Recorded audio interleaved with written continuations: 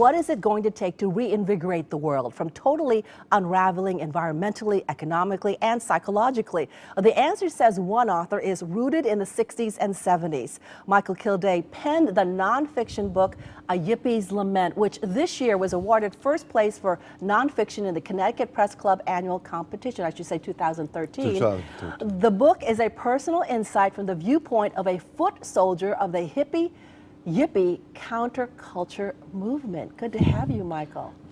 Thank you for having me.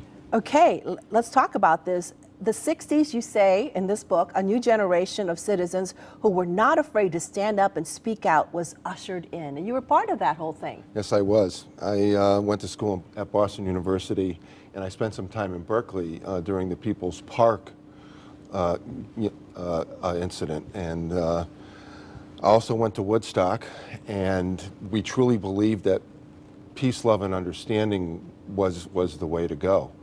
Unfortunately, that was overshadowed by all the rioting, and I saw the movement turn from peaceful protest, into rioting, especially around the time of Cambodia. And then in the 70s, you say they lost that passion.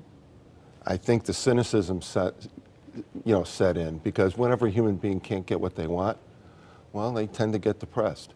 And in that depression and in that despair, you harden your heart. Okay, so why write the book, A Yippie's Lament? What are you trying to tell us? I'm trying to tell you that peace, love, and understanding in Woodstock is the real message. Woodstock was the real message of the 60s movement, of the counterculture. And I wrote the book because my first son, who has since passed away, I'm sorry to hear that. He would come home from school, and I would ask him, what did you learn in history today? Because I have a passion for history. And he would tell me, while they talked about the Vietnam War and those communist sympathizers and criminals out on the picket line, and I would think to myself, wow, that's not true. So I kind of felt that I had to set the record straight, so I started with him. So he was my motivation because if I'm getting this message from him, they're spreading this message to all the kids of that generation. So you're trying to correct history somewhat in this book? I'm not trying to correct it, because it doesn't need to be corrected. I'm trying to give them my perspective. What are you lamenting about? I'm actually lamenting that people no longer have that empathy for their fellow man. Have we become too complacent? I don't think it's complacency. I think that we're being bombarded with information constantly from either side of the political aisle. And really, the message that you're getting is trickle-down economics is good for you. That we're going to put profits before people. And in the 60s, that is poison thinking that we fought against. So what should we learn from the 60s and 70s that we can, I guess, help shape the future or the present? That you have to think for yourself.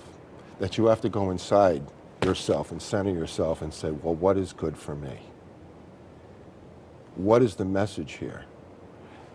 One of my heroes is Tom Paine, another is Thomas Jefferson, and I wrote a chapter about them. And their philosophy was for the people, by the people. They were for the people. That's where the Bill of Rights came from, a book that Thomas Paine wrote. And we've lost that. We've lost that because it seems to me when I look at the world, it's for the corporations, and our country is for the corporations. And corporations aren't people. I don't care how many times I hear that they're not people. Well, interesting in the book also, as you talk about the fall of communism, you give a lot of credit to John Paul II rather than Ronald Reagan.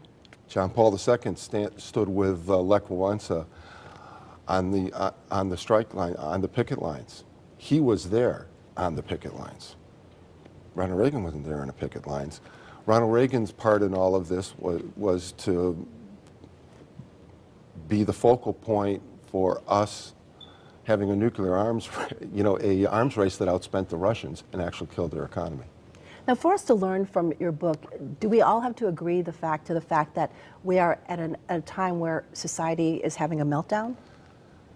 It's an intellectually honest appraisal of the counterculture. I don't take sides.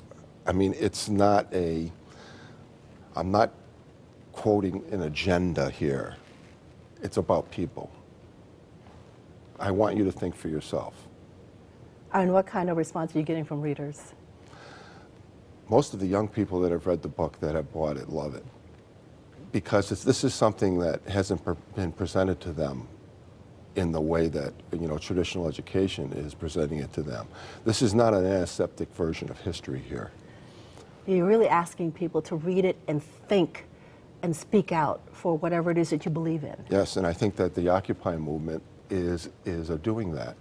But the Occupy movement is kind of disconnected from what their actual roots are.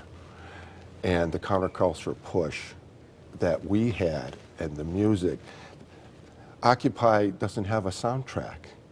We had a soundtrack. We had Crosby, Stills, Nash and Young talking about Ohio and Chicago.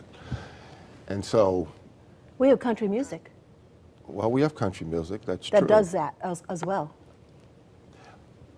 But I remember going to a concert on the Green in Harvard, and this was like in the fall of 1968 when it was still a wonderful experience, to be protesting.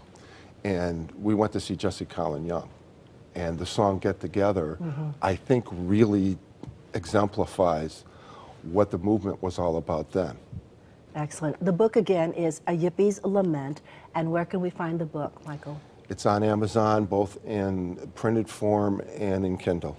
Excellent. Thank you so much for sharing. We appreciate it. Thank you for having me. I welcome the opportunity to talk about this as much as possible. Oh, you're welcome. And coming up next, food writer Jen Preserata shows you how to throw a gender reveal party, and that's when Connecticut Style returns.